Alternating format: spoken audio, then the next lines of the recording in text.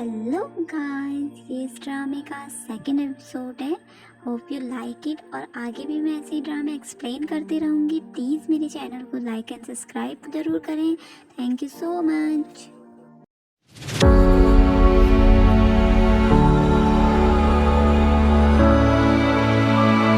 Episode की starting में रीसा को सोते हुए दिखाया जाता है, जो जहाँ पे फुकामे आके उसे गुड मॉर्निंग बोलता है और उसे देखने लग जाता है। तो वहाँ पे रीसा शर्माने लग जाती है और वो बोलता है कि चलो ब्रेकफास्ट कर लो। और वहाँ पे रीसा सोचती है कि ये एकदम परफेक्ट है, इसे ब्रेकफास्ट बनाना भी आता है। क्या मुझे पूछना चाहिए कल रात के बारे में? एक्चुअली कल रात ऐसा हुआ होता है कि रात में जब फुकामे एक फ़ोन पे बोल रहा होता है कि जब रीसा को मेरी सच्चाई पता चलेगी तो एकदम से चौंक जाएगी और मैं उसे देखना चाहता हूँ चौंकते हुए। तो वहाँ पे रीसा सोच रही होती है कि मैं इसे पूछ लूँ कल रात के मतलब कॉल के बारे में। ये सब चीज़ें बोल ही रही होती है तो तभी फुकामे बोलने लग जाता है कि रीसा तुम कहाँ से शॉपिंग करती हो, मैं तुम्हारे बारे में सब चीज़ जानना चाहती हूँ। तभी रीसा सोचने लग जाती है मैं तो बहुत सस्ती शॉप में जाती हूँ, अभी ये मेरे बारे में क्या सोचेगा। फिर वैसे बोलती है कि मैं तो कहीं खास जगह नहीं जाती हूँ, बट वो बोलता है कि चलो चलते हैं।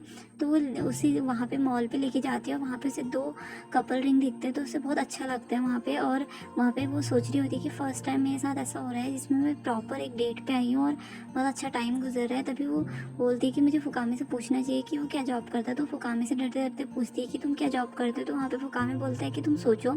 तो वो बोलती है तुम सेल्स में काम करते हो, या तुम कोई प्रोफेसर हो, या तुम कोई पायलट हो, या वकील हो। तो ये सब चीज़ें बोल रहे थे। वहाँ पे जो फुकामी है वो बहुत मतलब उसे देख के हंस रहा होता है और बोलता है कि तुम बहुत क्यूट हो रीसा, और मैं चाहता हूँ कि तुम ये चीज़ सोचते रहो और हमेशा मेरे बारे में सोचते रहो। फिर जैसे ही वो बाहर आते हैं तो एक कपल को देखते हैं जो बच्चों को लेके जा रहे होते। तभी रीसा बोलती है मेरी भी क्या ऐसी लाइफ होगी, क्या आगे को सोच रही होती है। तभी फुकामे आगे को चले जाता है और बोलता है कि हाँ हमारी हो सकती है ऐसी लाइफ। फिर बोलता है सॉरी करके, फिर आगे जा रहा है। तो वहाँ पे रीसा सोचने लग जाती है कि फुकामे वैसे भी एकदम परफेक्ट है, वो मेरे बारे में ऐसे कैसे सोच सकते हैं।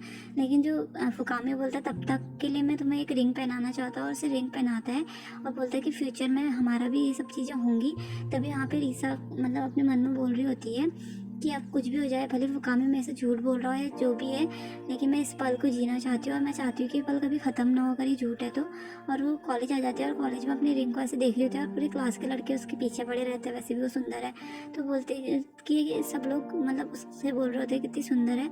तभी वहाँ पे एक अकत्सु करके एक लड़का होता है जो उसके पास आता है, बोलता है कि ये रिंग किसने दी है, तुम्हारे बॉयफ्रेंड ने? तो बोलते हैं हाँ। तो बोलते तुम्हारा बॉयफ्रेंड इस कॉलेज में पढ़ता है? तो बोलती है नहीं, कुछ काम करता है। तो बोलते हैं कि कुछ बताओ अपने बॉयफ्रेंड के बारे में। तो बोलते हैं कि बहुत अच्छा है, बहुत केयरिंग है, बहुत अच्छा है ये सब। तभी पीछे से वहाँ पे काम में आ जाता है, बोलते हैं कि मैं सब चीज़ सुन रहा हूँ। तभी वहाँ से नीचे आगे से अनाउंसमेंट होती है कि CEO फुकामी सान आए हुए हैं। तो वहाँ पे स्पीच देता है तो वो चौंक जाती है कि मतलब जो फुकामी है वो एक कंपनी का CEO है। वो बताता है कि मैंने एक छोटी उम्र से ही कंपनी स्टार्ट कर दी थी और मैं अपने बलबूते पे आज यहाँ पहुँचा हूँ।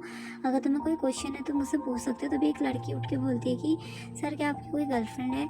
तो बोलता है कि इसका आंसर देना वैसे ज़रूरी नहीं है, बट हाँ मेरे पास एक गर्लफ्रेंड है और वो बहुत सुंदर है, और वो इतनी सुंदर है कि अभी मेरा मन चाहे तो मुझसे अभी यहीं पे हक कर लूँ। तभी जो रीसा है क्लास ख़त्म होने के बाद फुकामे को ढूंढ रही होती है, लेकिन फुकामे उसे कोने पे ले जाता है और बोलता है कि अकत्सु कौन है, ये मुझे लगता है कि वो तुम्हें पसंद करता है। वो बोलते हैं ऐसा कुछ भी नहीं है, और उसे किस करने लग जाता है और बोलता है सॉरी तुम्हें डराने के लिए, बट मैं तुम्हें सरप्राइज़ देना चाहता था और तुम्हारे फेस पे ये हैरानी देखना चाहता था, इसलिए मैंने तुम्हें पहले नहीं बताया कि मैं क्या काम करता हूँ। तो वहाँ पे रीसा बोलती है कि ठीक है, और उसे किस करने लग जाता है। तभी जो अकत्सु है वो रीसा को ढूंढते ढूंढते उसके पीछे पीछे भाग के आ रहा होता है। उसे कहीं रीसा नहीं मिल रही होती है। तभी जो अकत्सु है वो ऐसे ही देखता है कॉर्नर पे कि वहाँ पे जो मतलब फुकामी और जो रीसा है वो एक दूसरे को किस कर रहे हैं, और फुकामी ने भी उसे देख लिया होता है और अकत्सु भी ये सब चीज़ें देख के चले जाता है। दूसरे दिन का सीन दिखाया जाता है जिसमें रीसा खाने की फ़ोटोज़ वगैरह देख रही होती है। तो वहाँ पे अकत्सु बोलता है कि मेरे पास एक रेस्टोरेंट है, वहाँ पे तुम प्रैक्टिस करना चाहो तो कर सकती हो। तो अपने साथ वहाँ पे उसको ले जाते हैं। वहाँ पे रीसा बोलती है मैं इसके साथ आ तो गई हूँ, लेकिन फुकामी क्या सोचेगा मेरे बारे में। तो उसे बहुत उसके करीब आने लग जाता है और उससे बहुत अच्छे से बात करते हैं। तो वहाँ पे जो रीसा है वो उसकी तरफ भी अट्रैक्ट होने लग जाती है एक तरह से कि मतलब वो बहुत अच्छे से उसे ट्रीट वगैरह कर रहा होता है। तो वो बोलता है कि मुझे फ्यूचर में रेस्टोरेंट खोलना है। तो वहाँ पे जब वो बाहर को आता है तो वो बताता है कि तुम जैसी दिखती हो वैसी हो नहीं, एक्चुअली तुम बहुत वाइल्ड हो मुझे लगता है, क्योंकि जब मैंने तुम्हें देखा था तुम लोगों से झूठ मूठ का बोल देती थी कि तुम्हें डेट पे नहीं जाना। उस दिन मैंने तुम्हें देखा था। तो वहाँ पे रीसा बोलती कि सॉरी लेकिन वो बोलता है कि मैं तुम्हें बहुत पसंद करता हूँ, ये सब चीज़ें बोलने वाला बोलता ही है। तो वहाँ पे फुकामी आ जाता है, बोलता है कि तुम मेरा फ़ोन क्यों नहीं उठा रही थी। तभी अकत्सु बोलता है कि वो मेरे साथ थी और तुम्हें भूल गई थी, इसलिए वो फ़ोन उठाना भी तक भूल गई। तो वहाँ पे मतलब वो बोलता है अच्छा यही तुम्हारा बॉयफ्रेंड है। तो वहाँ पे रिसा बोलती है कि हाँ ये मेरा बॉयफ्रेंड है।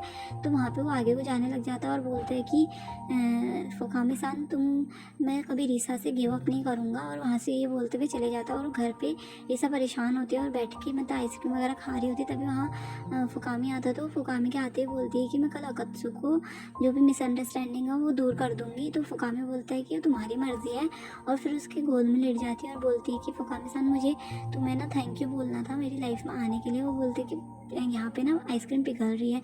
तो आइसक्रीम उसके मुंह पे डाल के किस करने लग जाता है और उसे एक लव बाइट दे देता है। और वहाँ पे मतलब उनके बीच में रोमांस होने लग जाता है और उसे किस करने लग जाता है। बोलता है कि मुझे कोई चिंता नहीं है क्योंकि तुम मुझे पता है तुम सिर्फ मेरी हो।